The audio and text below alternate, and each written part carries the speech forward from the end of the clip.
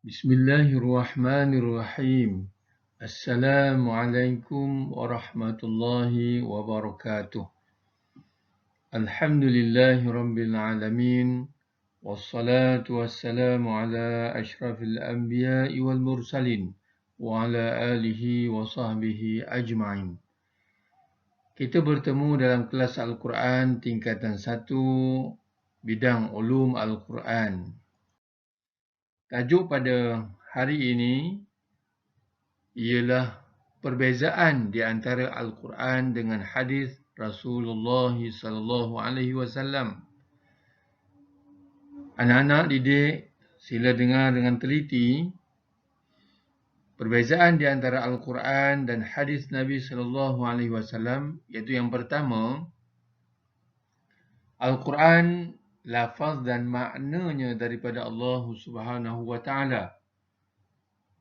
Manakala hadis Rasulullah sallallahu alaihi wasallam, lafaznya dan makna hadis itu ialah terbit daripada Rasulullah sallallahu alaihi wasallam. Manakala perbezaan yang kedua ialah sumber hukum yang pertama, iaitu Al-Quran merupakan dustur perundangan yang pertama dalam Islam. Manakala hadis Rasulullah sallallahu alaihi wasallam merupakan sumber hukum yang kedua setelah terdapatnya perbahasan Al-Quran merujuk pula kepada hadis Nabi sallallahu alaihi wasallam. Perkara yang ketiga, perbezaan di antara Al-Quran dan hadis ialah dari segi pentakrifannya, pengenalannya. Al-Quran merupakan wahyu Allah, kalamullah, yang disampaikan melalui malaikat Jibril AS kepada baginda Nabi. Manakala pengertian hadis Rasulullah ialah aqwalun, perkataan, perbuatan dan pengakuan Rasulullah SAW.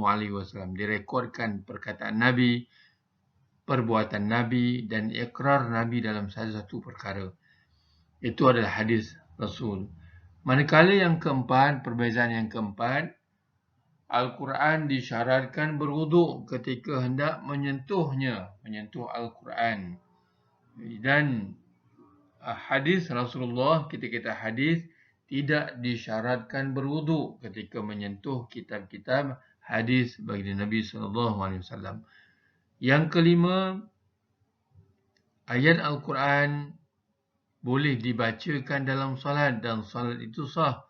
Ayat Al-Quran dibacakan dalam salat, manakala hadis Rasulullah sallallahu alaihi wasallam tidak boleh dibaca di dalam salat, kerana dalam salat itu ada 3 komponen utama yang boleh dibacakan dengan lidah seorang musalli, seorang semayang, iaitu Al-Quranul Karim, yang kedua doa, dan yang ketiganya zikir. Jadi 3 perkara itu untuk melaksanakan ibadat ketika solat. Dan seterusnya kita melihat kepada adab. Apakah ada adab membaca Al-Quran?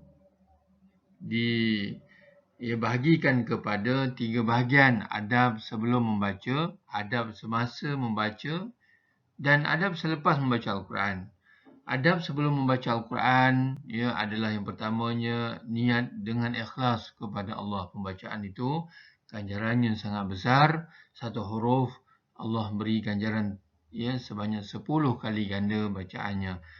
Sebagaimana hadis Nabi menyebut mafhumnya 1 huruf dapat 10 kali ganda, dan aku tidak nyatakan alif lam mim itu 1 huruf, tetapi alif itu 1 huruf, lam itu 1 huruf dan mim itu 1 huruf.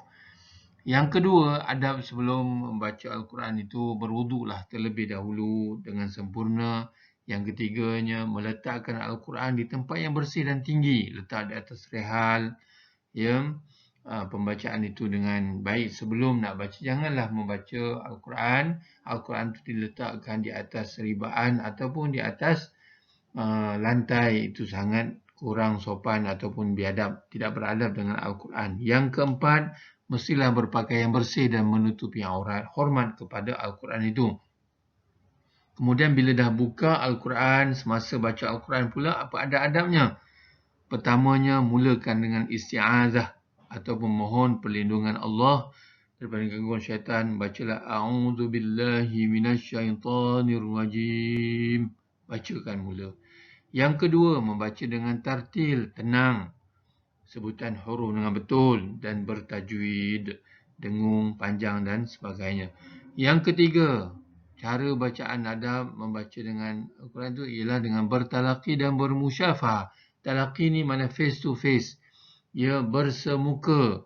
Bermusyafahah bermakna melihat bibir, pergerakan anggota mulut guru itu di hadapan guru sebagai memastikan tidak berlaku kesalahan dalam bacaan.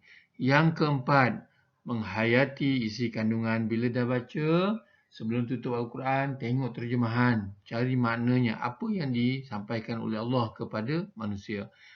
Yang ketiga, iaitu bahagian ketiga, adab selepas membaca Al-Quran. Tutup Al-Quran dengan cermat dan berdoa kepada Allah. Ya, sadaqallahul azim. Sebagai contoh, ya, dan doa-doa yang lain. Yang kedua, mengamalkan isi kandungan Al-Quran. Dah faham Al-Quran, teruskan. Ya. Dan yang ketiga, membawanya dengan penuh hormat dan meletakkan di tempat yang sesuai. Dan yang keempatnya, sentiasa mematuhi segala ajaran Al-Quran dengan jitu. Baik, itu saja pada kali ini.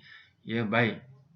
Buat akhirnya, apabila seseorang itu ingin berkomunikasi dengan Allah, maka dia bacalah Al-Quran. Ya, seseorang yang membaca Al-Quran, dia sentiasa mendengar kata-kata daripada Allah Subhanahu wa Ta'ala. Assalamualaikum warahmatullahi wabarakatuh.